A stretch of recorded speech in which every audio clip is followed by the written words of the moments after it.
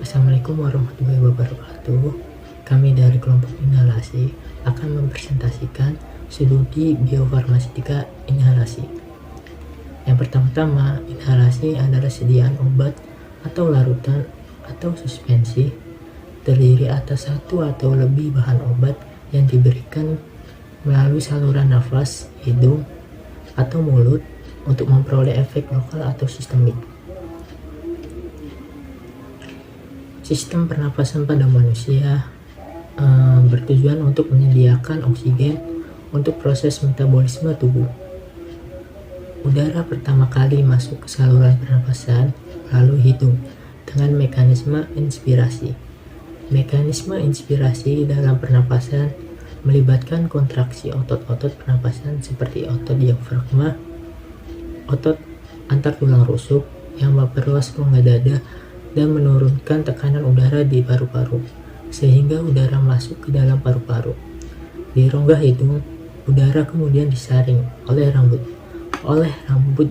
hidung dari partikel-partikel debu yang menyertai udara yang masuk. Selain itu, udara akan dihangatkan dan akan dilembabkan agar sesuai dengan suhu tubuh. Dari rongga hidung, udara selanjutnya mengarah ke faring, yaitu persilangan jalur udara dan makanan bertemu. Jadi, faring ini adalah tempat dilaluinya udara pernapasan dan makanan yang berasal dari mulut.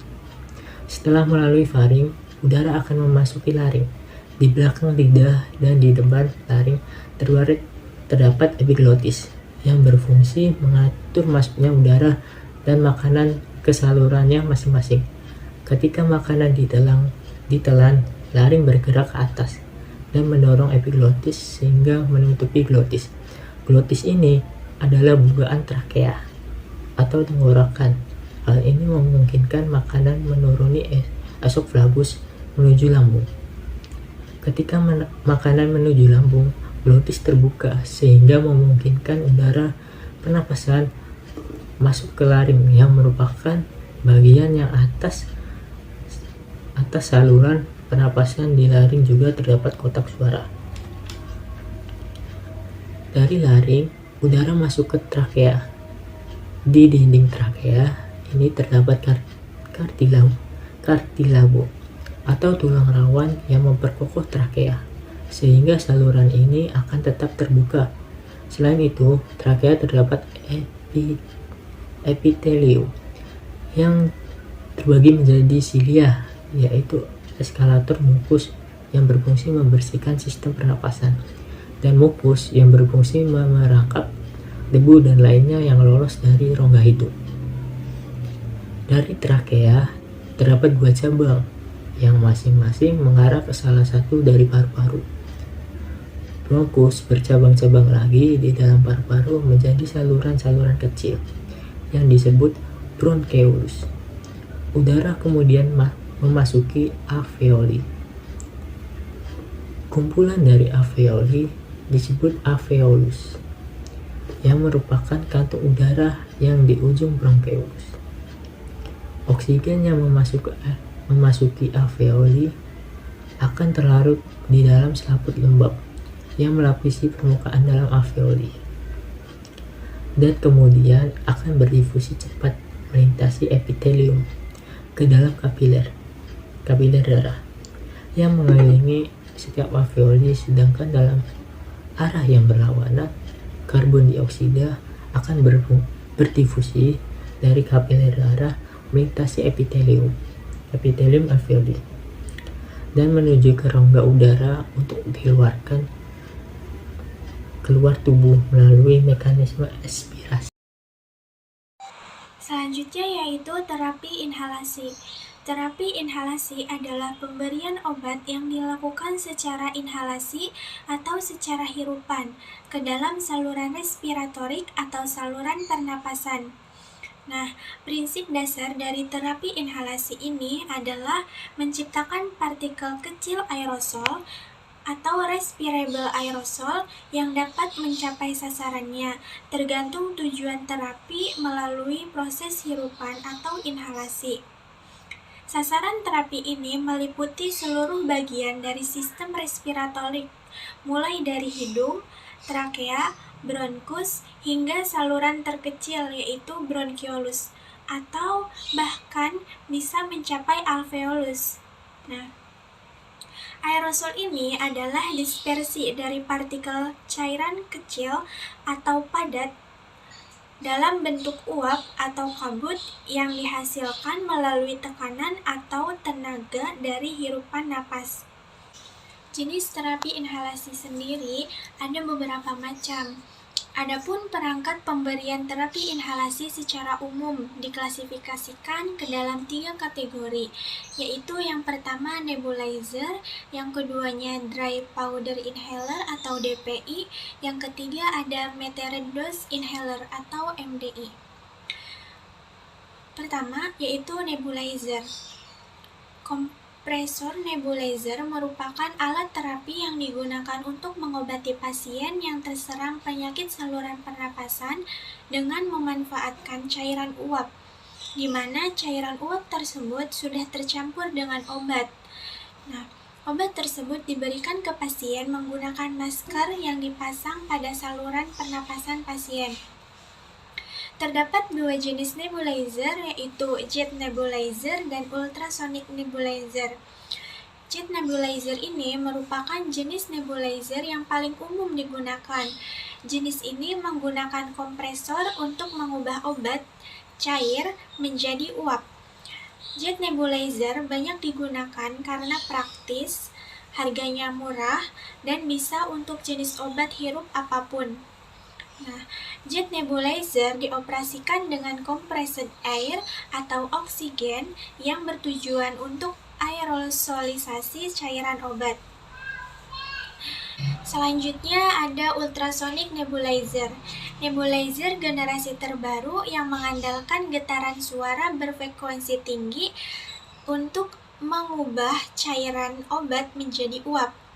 Dibandingkan dengan jet nebulizer, ultrasonic nebulizer memiliki suara lebih tenang, beratnya lebih ringan, dan mudah dibawa karena bentuknya yang kecil serta mudah digenggam. Jenis nebulizer ini dilengkapi dengan katup dan filter satu arah untuk mencegah kontaminasi ke lingkungan. Jenis terapi inhalasi yang kedua yaitu dry powder inhaler atau DPI. Nah, DPI ini merupakan inspiratory flow driven, yaitu inhaler yang digerakkan oleh aliran inspirasi atau penghirupan. Inhaler ini bekerja dengan mengirimkan formulasi bubuk kering ke dalam paru-paru dengan mengandalkan usaha napas pasien. Jenis terapi inhalasi yang ketiga yaitu metered dose inhaler atau inhaler dosis terukur, yaitu alat yang memberikan sejumlah obat tertentu ke paru-paru dalam bentuk semburan pendek obat aerosol yang biasanya diberikan sendiri oleh pasien melalui inhalasi. Nah, formulasi obat ini dapat berupa larutan atau suspensi dalam propelan tunggal atau propelan campuran. Dan mungkin termasuk pelarutnya seperti etanol atau surfaktan untuk melarutkan obat atau stabilisasi suspensi obat. Penggunaan dari sediaan ini adalah untuk administrasi obat bronkodilator dan kortikosteroid. Dari semua jenis terapi inhalasi yang sudah dijelaskan tadi, tujuan utama dari terapi inhalasi ini yaitu untuk mengurangi gejala paru, misalnya dengan mengurangi dan atau mencegah inflamasi dan konstriksi saluran pernapasan. Terapi inhalasi secara luas digunakan untuk menghantarkan obat bronkodilator, mukolitik, antiinflamasi, antibiotik, dan obat lain secara langsung ke paru-paru. Terapi inhalasi juga bisa digunakan untuk terapi sistemik, pemberian obat tertentu melalui paru-paru. Sediaan inhalasi. Pada sediaan inhalasi, ukuran partikel obat harus lebih kecil daripada 10 nanometer. dan juga mengandung bahan aktif terapi atau obat zat terlarut dan tersuspensi dalam larutan atau campuran eksipien. Inhaler merupakan alat yang digunakan untuk pemberian obat secara inhalasi, digunakan untuk mengobati gangguan pernapasan dan memberikan efek secara langsung ke target organ di paru-paru serta mengurangi efek samping. Bentuk sediaan berupa larutan inhalasi, suspensi inhalasi, larutan untuk inhalasi, dan serbuk untuk inhalasi. Umumnya berupa formulasi berbasis air mengandung bahan aktif obat dari eksipien tertentu. Bentuk sediaan tersebut bertujuan untuk menghantarkan obat ke paru-paru, baik untuk efek lokal maupun sistemik. Untuk meminimalisir kontaminasi mikroba, direkomendasikan sistem kemasan obat dalam bentuk dosis tunggal. Produk inhalasi merupakan bentuk sediaan yang menghantarkan obat ke dalam paru-paru melalui inhalasi oral dengan tujuan pengobatan lokal atau sistemik. Yang pertama ada aerosol inhalasi atau inhalation aerosol atau metered dose inhaler MDI atau Pseudorythms metered dose inhaler. Bentuk sediaan obat yang digunakan dengan cara dihisap secara oral, dikemas dalam perangkat bertekanan penghasil aerosol yang memberikan sejumlah dosis obat tertentu pada saat sistem katup pengukur yang akurat ditekan melalui mekanisme aktuator. Yang kedua ada serbuk inhalasi, inhalation powder atau dry powder inhaler (DPI). Bentuk sediaan obat berupa serbuk yang digunakan dengan cara dihisap secara oral melalui perangkat yang menghasilkan aerosol dan memberikan sejumlah dosis obat secara akurat. Terdapat dua jenis produk DPI yang berkembang saat ini, yaitu pre-metered dan device metered DPI.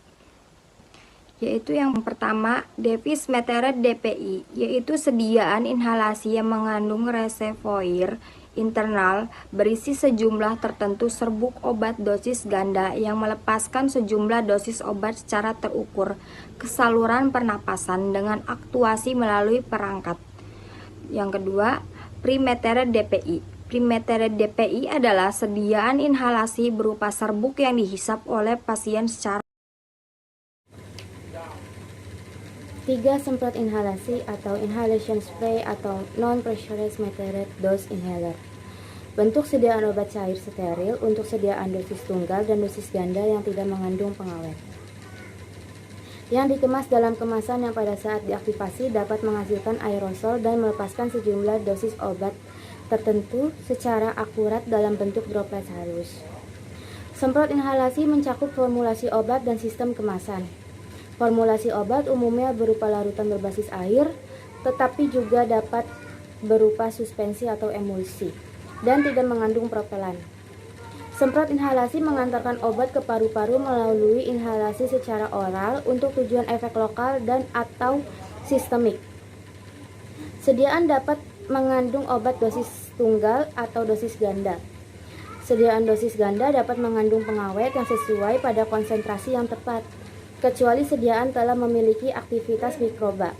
Sediaan dosis ganda yang tidak mengandung pengawet dan tidak memiliki aktivitas mikroba harus steril. Sediaan dosis tunggal harus steril dan tidak mengandung pengawet. Akan tetapi, jika bahan tersebut ada dalam formulasi, penggunaannya perlu dijustifikasi dan disetujui oleh Badan POM. Sistem kemasan obat terdiri dari wadah, tutup, pompa untuk melepaskan dosis obat, dan kemasan sekunder sebagai pelindung. Saat ini terdapat dua jenis desain sistem kemasan untuk semprot inhalasi, yaitu pre-metered dan device metered yang menggunakan bantuan mekanik atau daya dan atau energi dari tarikan nafas pasien untuk menghasilkan semprotan obat. Pre-metered telah mengandung dosis obat atau fraksi dosis secara terukur dalam beberapa jenis unit, misalnya blister tunggal atau ganda. yang selanjutnya dimasukkan ke dalam perangkat sebelum produksi obat atau oleh pasien sebelum digunakan. Sedangkan device metered memiliki reservoir yang mengandung sejumlah obat dosis ganda yang pada saat diaktifasi oleh pasien akan melepaskan obat dalam bentuk semprotan terukur melalui perangkat. 4. Larutan inhalasi atau inhalation solution. Bentuk sediaan obat berupa larutan untuk inhalasi oral yang digunakan dengan sistem nebulisasi yang berupa sediaan dosis tunggal dan dosis ganda yang tidak mengandung pengawet dan harus steril. 5. Suspensi inhalasi atau inhalation suspension. Bentuk sediaan obat berupa suspensi untuk inhalasi oral yang digunakan dengan sistem nebulisasi yang berupa sediaan dosis tunggal dan dosis ganda yang tidak mengandung pengawet harus steril. 5. Suspensi inhalasi atau inhalation suspension.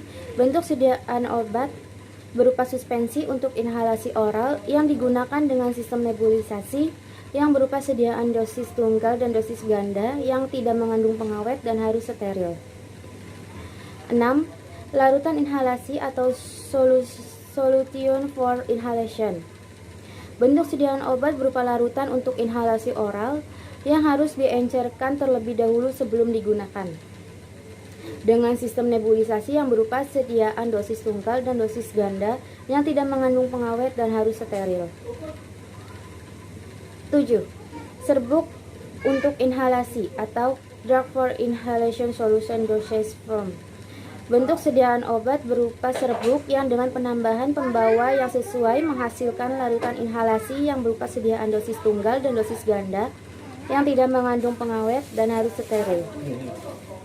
Bentuk sediaan berupa larutan inhalasi, suspensi inhalasi, larutan untuk inhalasi, dan serbuk untuk inhalasi umumnya berupa formulasi berbasis air. Mengandung bahan aktif obat dan eksipien tertentu. Bentuk sediaan tersebut bertujuan untuk menghantarkan obat ke paru-paru, baik untuk efek lokal maupun sistemik. Untuk meminimalisir kontaminasi mikroba, direkomendasikan sistem kemasan obat dalam bentuk dosis tunggal. Berikutnya ada faktor fisikokimia yang mempengaruhi absorpsi obat aerosol. Yang pertama ada kecepatan aerosol. Aerosol dibentuk oleh nebulizer dan dry power inhaler atau DPIS, diangkut ke paru-paru oleh keaktifan udara yang terinspirasi. Dalam perbedaan, PMDIS menghasilkan tetesan aerosol dengan kecepatan yang lebih besar dari aliran udara yang inspirasi. Karena aerosol yang akan memiliki afinitas yang lebih besar untuk berdampak ke wilayah oroperieal. Yang kedua ada ukuran. Geometric Standard Definition atau GSD didefinisikan sebagai resiko ukuran di 8,42% pada frekuensi kurva kumulatif dengan diameter median. Ada yang mengasumsikan bahwa pembagian ukuran partikel logam normal sebuah monodisperse yaitu aerosol ideal memiliki GSD dari 1. Meskipun dalam prakteknya aerosol dan GSD dari 1,22 disebut sebagai polydisperse atau hetero tersebar. Yang ketiga ada bentuk. Partikel yang tidak bulat akan memiliki jumlah partikel satu dimensi fisik yang superior dari diameter aerodinamis. Panjang ekologis serat 50 nanometer bisa mencapai wilayah A karena sejajar dengan aliran udara terinspirasi. Bahan seperti itu kemudian berdampak pada saluran udara oleh prosedur terinspirasi dan dinding saluran napas. Yang keempat ada massa jenis. Partikel yang memiliki kepadatan ukuran lebih dari 1 gram atau 3 cm dapat memiliki diameter fisik rata-rata lebih besar dari batas aerodinamis. Kebanyakan obat micromazet untuk inhalasi akan berisi kepadatan partikel sekitar 1 mili, meskipun bahan yang dibuat oleh pengeringan beku atau metode spray drying cenderung lumayan kurang padat. Yang kelima ada stabilitas fisik. Terapi aerosol, terapi yang sering digunakan sebenarnya tidak stabil karena mereka memiliki konsentrasi partikel yang tinggi dan jarak antar partikel yang dekat dan menyebabkan saling tolak-menolak atau reaksi antar partikel lainnya. Partikel aerosol yang dihasilkan oleh DPIS kemungkinan hidrokopis dan partikel yang ada di dalam saluran akan tersebar ke seluruh lingkungan kelembaban tinggi dan saluran udara, dapat memperbesar ukuran dan dengan demikian memiliki kesempatan yang lebih besar dan tidak stabil untuk disipan. Seharusnya tidak menjadi asumsi bagaimanapun bahwa penyerapannya uap air akan selalu terjadi lebih tinggi.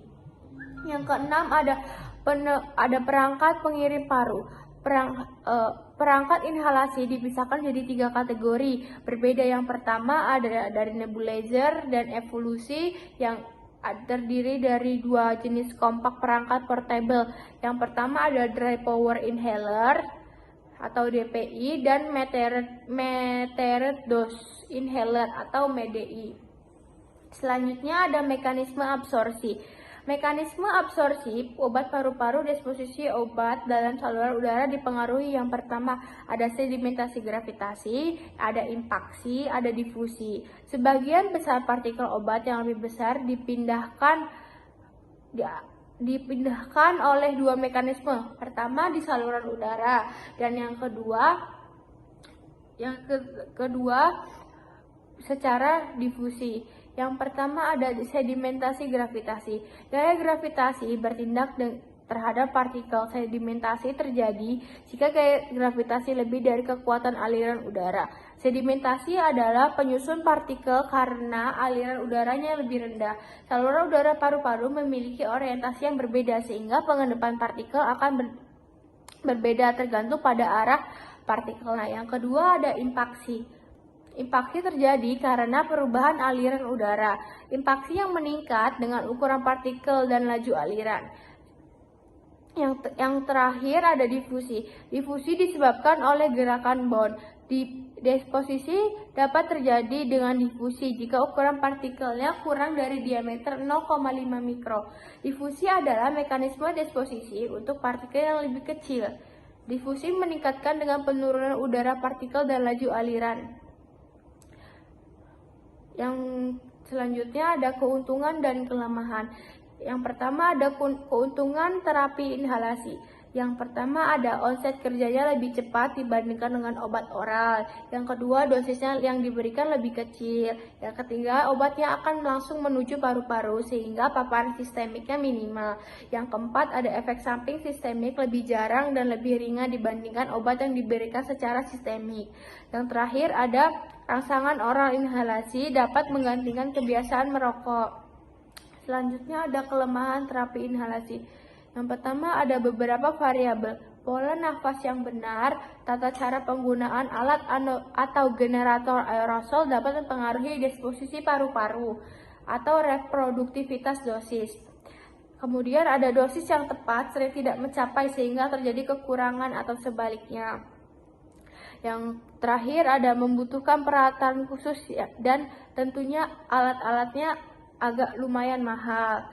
Kemudian ada pemberian secara inhalasi akan lebih kompleks dibandingkan dengan oral.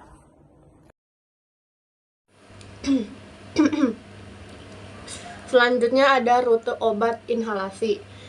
Rute obatnya meliputi transit atau penghirupan, penangkapan atau depo, penahanan atau pembersihan, dan yang terakhir penyerapan.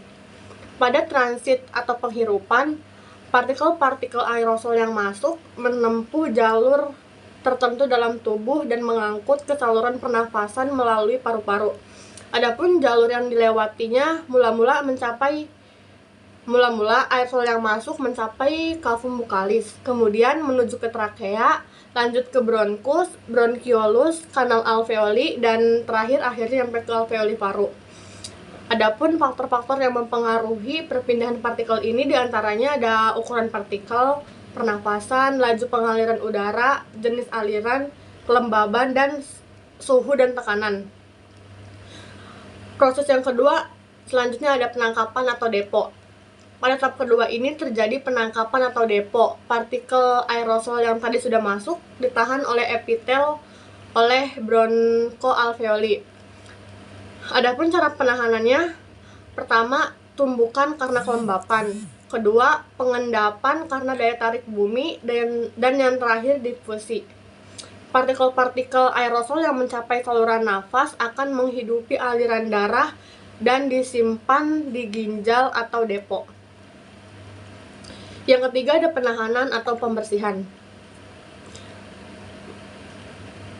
Partikel-partikel aerosol yang disimpan di ginjal akan dibawa ke seluruh tubuh melalui aliran darah. Setelah penahanan tadi, zat aktif yang dihirup dari aerosol, maka partikel akan tertahan di permukaan tempat depo ini. Aktivitas aerosol ditentukan oleh laju pelarutan dan difusi melintasi selaput mukosa, perubahan laju perjalanan dan peniadaannya dari lapisan mukosa tersebut. Proses dari penahanan atau pembersihan ini biasanya berlangsung sekitar 100 jam untuk partikel yang dibersihkan oleh selaput mukosilia. 30-40%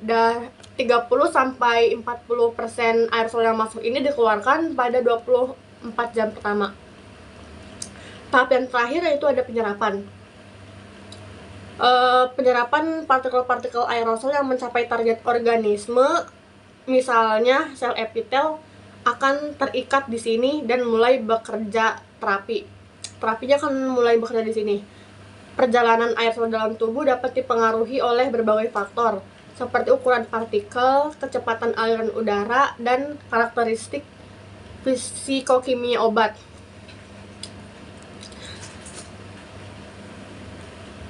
Pada tahap penyerapan, sebagian bahan yang dihirup dalam bentuk aerosol akan terikat dalam saluran nafas dan selanjutnya diserap oleh mukosa saluran. Penyerapan ini dapat terjadi pada berbagai tempat yang berbeda-beda. Di antaranya bisa di hidung, di mulut, trakea, bronkus, alveoler, dan saluran cerna.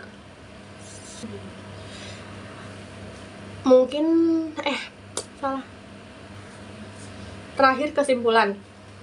Anatomi saluran nafas. Saluran nafas dibagi menjadi 3 regio, yaitu saluran nafas atas, zona konduksi, dan zona respirasi. Saluran nafas sendiri terdiri dari hidung, mulut, faring, dan laring. Zona konduksi dimulai dari trakea, bronkus, dan bronkiolus terminalis, dan yang terakhir, zona respirasi terdiri dari bronkiolus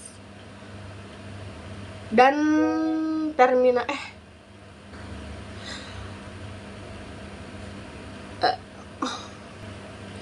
zona respirasi terdiri dari bronkiolus respiratorius, ductus alveolus, dan kantong alveolus pada dinding trakea, dan bronkus terdapat cincin kartilago atau tulang rawan yang memberikan bentuk silindris dan mempertahankan saluran ini agar tidak kolaps.